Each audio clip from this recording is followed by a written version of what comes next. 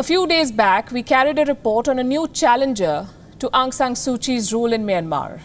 The country goes to polls in November.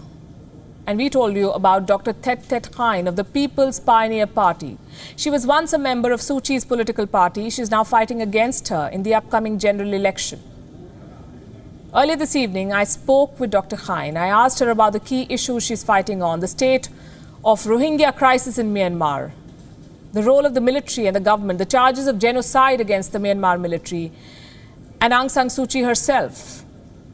Also the threat of Chinese investments in our country. Here are some excerpts from our conversation.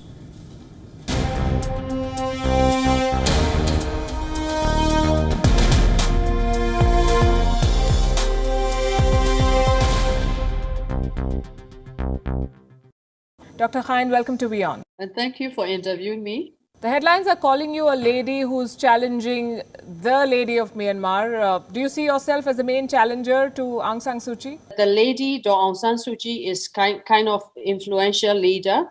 And then that the party is solely based on her image, her reputation. And then what we see, the need of the country is we should have the programmatic party in our country. So that we decided to form our party as the programmatic party.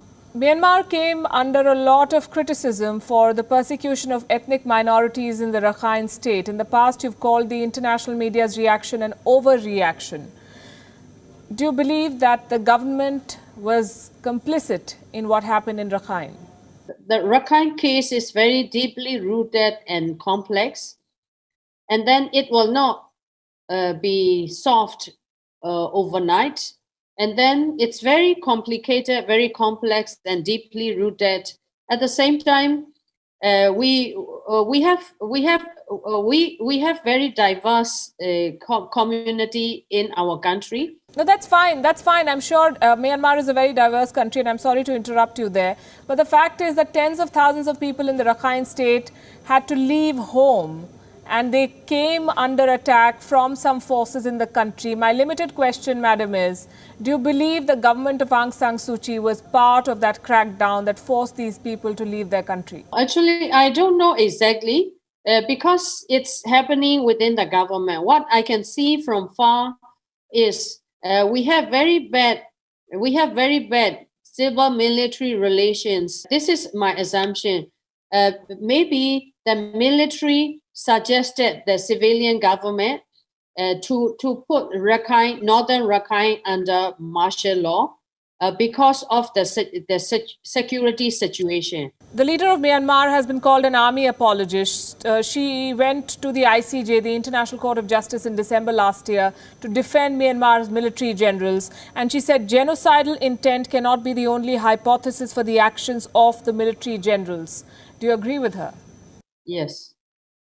Yes, I don't think military committed the genocide or ethnic cleansing. It's the overreaction over the security crisis in northern Rakhine state. Overreaction by whom? Overreaction by the military towards the security crisis in the northern Rakhine state. And the Myanmar government, do you think at some point did not fully cooperate with the United Nations fact-finding mission? That is also my question. Actually, we should be cooperating with the fact-finding mission of UN. I don't know why the incumbent government is trying to refuse. You believe there was a cover-up and the government was involved?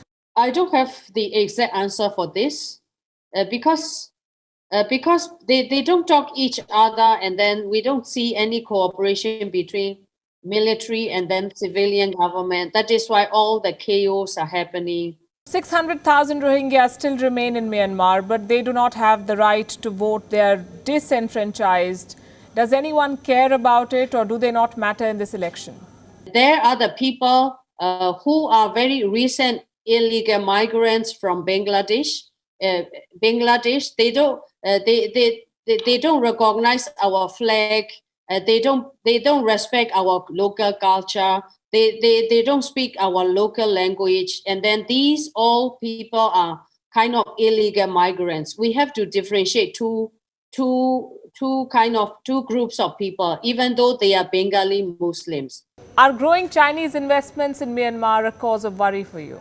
Actually, not necessarily Chinese investors. Whoever investors coming into our country, and then we need infrastructure development, and then we need foreign direct investments, and we need this kind of national projects, the working together with the foreign investors, and then so long as we are addressing to the local people, local community requirements, and then the development of the local business community. At the same, what I want to talk is we want to seek win-win situation. Are you not concerned about the debt that comes along with Chinese money? We are concerned about that. That is why we are pushing our government for the contract negotiation. In contract negotiation, we should have terms and conditions which are equally favoring the investors as well as our country as a host and for local community. Dr. Thet Thet Khine, thanks very much for joining us here on WION. Thank you so much.